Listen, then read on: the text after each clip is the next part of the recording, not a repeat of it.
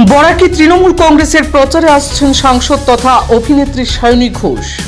করিমগঞ্জ, সুনাই ও উদারবন্দ তিনটি কেন্দ্রেই প্রচারে অংশ নেবেন তৃণমূল কংগ্রেসের স্টার ক্যাম্পেইনাররা।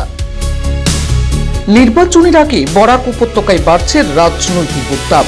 তৃণমূল কংগ্রেসের প্রচারে নতুন গতি আনতে আগামীকাল তথা ২রা এপ্রিলই বরাক সফরে আসছেন সাংসদ ও যুব তৃণমূল কংগ্রেসের রাজ্য সভানেত্রী সায়নী ঘোষ। বরাকের দলীয় প্রার্থীদের সমর্থনে জনসভায় অংশ নেবেন তিনি। এই সফরকে ঘিরে কর্মী সমর্থকদের মধ্যে ইতিমধ্যেই দেখা গিয়েছে ব্যাপক উৎসাহ ও উদ্দীপনা। এমনটাই জানিয়েছেন তৃণমূল কংগ্রেসের রাজ্যসভার সাংসদ সুস্মিতা দেব। বিধানসভা নির্বাচন উপলক্ষে আগামীকাল বরাকের উদারবন্দেও জনসভা রয়েছে বলে জানিয়েছেন উক্ত বিধানসভা কেন্দ্রের তৃণমূল কংগ্রেস প্রার্থী তাপস দাস। বুধবার সংবাদ মাধ্যমের সঙ্গে কথা বলতে গিয়ে তাপস দাস জানান, করিমগঞ্জ, সুনাই ও উদারবন্দ এই তিনটি কেন্দ্রে তৃণমূল কংগ্রেসের প্রচারে আরও গতি আনতেই সায়নী ঘোষ সহ দলের অন্যান্য নেতৃবৃন্দরা সফর করছেন। তিনি আশা প্রকাশ করেন এই সফর নির্বাচনী প্রচারে ইতিবাচক সাড়া ফেলবে। তাপস দাসের বক্তব্য অনুযায়ী উদারবন্দ সমষ্টিতে একেবারেই নির্বাচনের মূল প্রতিদ্বন্দ্বিতা বিজেপি প্রার্থীর সঙ্গে হবে ওনার। তিনি দাবি করেন, দীর্ঘদিন ধরেই এলাকার মানুষ বিভিন্ন সমস্যার সম্মুখীন হচ্ছেন এবং পরিবর্তনের প্রত্যাশা রয়েছে। নিজেকে বাঙালি প্রার্থী হিসেবে উল্লেখ করে তিনি বাঙালি ভোটারদের কাছে সমর্থনের আহ্বান জানান। এছাড়াও তিনি এলাকার বেশ কিছু গুরুত্বপূর্ণ বিষয় তুলে ধরেন। তার বক্তব্য অনুযায়ী উদারবন্দে বিশুদ্ধ পানীয় জলের সমস্যা, চিকিৎসা পরিষেবার সীমাবদ্ধতা এবং উন্নত ব্যবস্থাপনার অভাব রয়েছে, ফলে বহু মানুষকে চিকিৎসার জন্য শিলচর মেডিকেল কলেজে যেতে হচ্ছে। পাশাপাশি রাস্তাঘাটের পরিস্থিতি উন্নয়নের প্রয়োজন রয়েছে বলেও তিনি এদিন উল্লেখ করেন। তিনি আরো বলেন, বর্তমান সরকারের সময়ে প্রত্যাশিত উন্নয়ন যথেষ্ট পরিমাণে হয়নি বলে তার মত। শিক্ষাক্ষেত্রেও আরো উন্নত পরিকাঠামোর প্রয়োজন রয়েছে বলে তিনি উল্লেখ করেন। জয়ী হলে এলাকার দৈনন্দিন সমস্যাগুলির সমাধানকে অগ্রাধিকার দেওয়া হবে বলে প্রত্যাশা ব্যক্ত করেন তাপস দাস। নমস্কার, আমি সুস্মিতা দেব। আমাদের লোকসভার মাননীয় সাংসদ এবং ওয়েস্ট বেঙ্গল ইউথের সভানেত্রী সায়নী ঘোষ বরাকে আসছেন অল ইন্ডিয়া তৃণমূল কংগ্রেসের প্রার্থীদের জন্য প্রচারে। আগামীকালকে ২ এপ্রিল উনি ৩টের সময় প্রচার শুরু করবেন কাছাকাছি মন্দিরে মার আশীর্বাদ নিয়ে। তারপরে উদারবন্দে দুর্গানগর পার্ট 4, যে পুরানো পেট্রোল পাম্পের পাশে মাঠটা আছে, সেখানে ঠিক ৩টের সময় উনি একটা জনসভা করবেন আমাদের প্রার্থী তাপসবাবুর জন্যে। বিকেলে 5টার সময় সুনাইয়ে আমাদের প্রার্থী শাহজাহান ভাইয়ের জন্য সায়নী ঘোষ প্রচার করবেন। মনিরুল হক চৌধুরী স্মৃতির যে মঞ্চটা রয়েছে সুনাই বাজারে, সেখানে আমি আহ্বান জানাচ্ছি সুনাইবাসীকে, উদারবন্দের বাসিন্দাদের, আপনারা সবাই সেই সভাতে উপস্থিত থাকবেন। আমরা মমতা ব্যানার্জির বার্তা নিয়ে আসছি আপনাদের মধ্যে। ধন্যবাদ। জয় আসাম, জয় হিন্দ। আগামী 6 তারিখ আমাদের মধ্যে আসবেন মাননীয় সাংসদ ইউসুফ পাঠান, যিনি বিখ্যাত ক্রিকেটার। খেলার জগতে ওনার অনেক সুনাম আছে। উনি ক্যাম্পেইন করবেন সুনাই সমষ্টিতে 6 তারিখে, এবং 6 তারিখেই উনি ক্যাম্পেইন করবেন সাউথ করিমগঞ্জে। হচ্ছে কি 115 নম্বর অ্যাসেম্বলির কনস্টিটিউয়েন্সি। তো ওখানে আমার দীর্ঘদিন থেকে আমার জানাশোনা এবং অনেকদিন থেকে কাজ করছি, সেই সুবাদে সর্বস্তরের সব লোকের সাথে আমার একটা সম্পর্ক রয়েছে।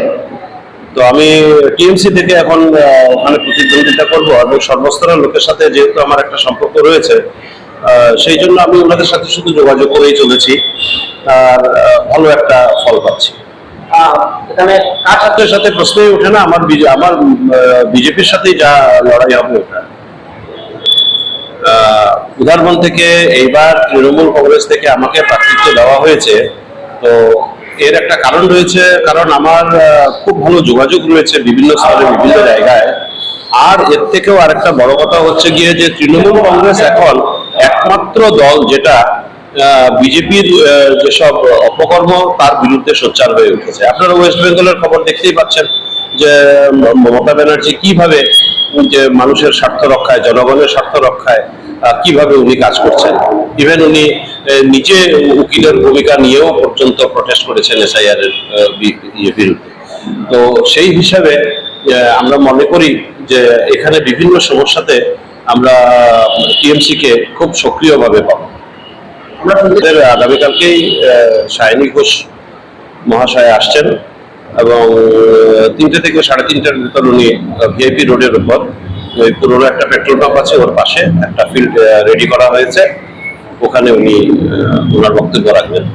গ্যাসের দাম বেড়েছে এটা সবাই জানে, কারণ এটা হচ্ছে গালফে যে ধরনের একটা যুদ্ধ বিগ্রহ চলছে, ওই জন্য গ্যাসের আমাদের হিসাবে বিজেপি বলছে যে গ্যাসের কোনো কম নেই, কিন্তু তাহলে একটা ক্রাইসিস দেখা দেবে কেন, বা এত রেশন কেন করবে? তো সেই জন্য একটা ক্রাইসিস অবশ্যই আছে, কারণ ওটা গ্যাস হয়তো বা আমাদের একটা লিমিটেড মাত্রায় দেওয়া হচ্ছে, অনেক রেস্টুরেন্ট গুলো বন্ধ হয়ে গেছে, তার মানে কি গ্যাসের এই রেশনিং এর কারণটাই হচ্ছে যে গ্যাস কম। তো যতই বিজেপি সরকার বলুক যে গ্যাসের কম নেই, ওটা ঠিক মেনে নিতে পারছি না। আর আরেকটা কথা হচ্ছে, আপনি আরেকটা কি আমাকে জিজ্ঞেস করেছিলেন, দেখুন উদারবন বিধানসভাতে কাজ করার মতো প্রচুর জায়গা রয়ে গেছে, কারণ রাস্তাঘাট বিভিন্ন জায়গাতে রাস্তাঘাট বলে কোনো জিনিস নেই। আপনি যদি শুধু আমাদের মধুরা পুলটা পার করে আইওসির দিক দিয়ে ঢোকেন, তাহলে রাস্তার অবস্থা আপনি বুঝতে পারবেন। আরেকটা হচ্ছে কি, আপনি যদি আমাদের এই নতুন ব্রিজটা হয়েছে অন্নপূর্ণা ঘাটে, ওই দিক দিয়ে যদি ঢোকেন, তাহলেও আপনি ভেতরে গিয়ে দুধপাতিলের রাস্তার ছোট দুধপাতিল তো রাস্তাঘাট বলতে কিছু নেই, ওখানে শুধু মাটি মাটি, ওখানে রাস্তাঘাট মনে হয় না যে কখনো ওখানে রাস্তা ছিল। আর এছাড়াও আমরা বিভিন্ন জায়গায়, যেমন আপনি মাদ্রিপাড়ে যান, ওখানে রাস্তা বলতে কোনো জিনিস নেই। এইসব বিভিন্ন জায়গায় শুধু ওপরের শুধু এই এয়ারপোর্ট থেকে রংপুর পর্যন্তই তো রাস্তা নয়, ভেতরে ভেতরে আছে। আপনি আমাদের একেবারে ব্রিজ থেকে নেমে হাতের বাঁ দিকে করাতি গ্রামে ঢুকে যান, রাস্তা নেই। হ্যাঁ, তো এইসব জায়গাগুলোতে রাস্তা ঘাট বলতে গেলে রাস্তাঘাটের কাজ করতে হবে। তাছাড়া দেখুন, আজকে উদাহরণকে হসপিটালের কোনো রকম ওখানে কোনো চিকিৎসা বলতে কোনো জিনিস নেই, চিকিৎসা ওখানে হচ্ছে না, কেউ গেলেই ওনাদেরকে শিলচর মেডিকেল কলেজ ইত্যাদিতে পাঠিয়ে দেওয়া হচ্ছে। তো চিকিৎসা ব্যবস্থার উন্নতির দরকার।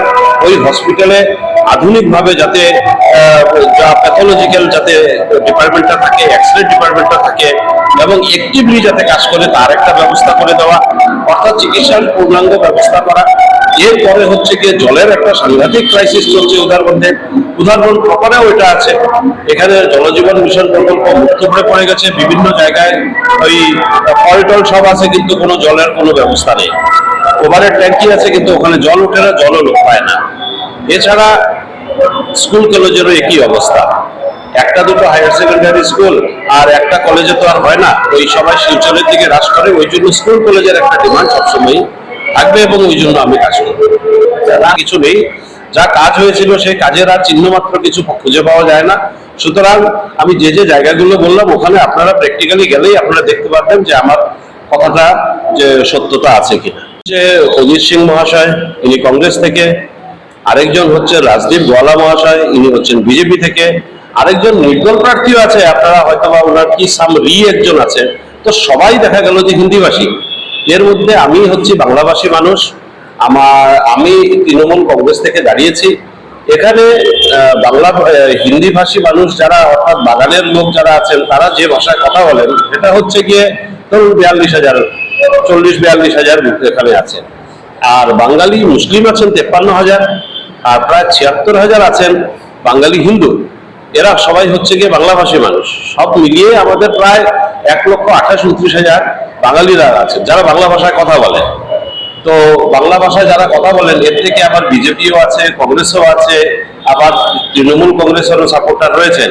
কিন্তু আমি মনে করি একজন বাংলাভাষী হিসাবে আমার বাঙালিদের একটা নিশ্চয়ই সাপোর্ট, আমি এক্সট্রা একটা সাপোর্ট আমি পেয়ে যাব, এবং এটা হয়তোবা ভোটের বাক্সতেই দেখা যাবে।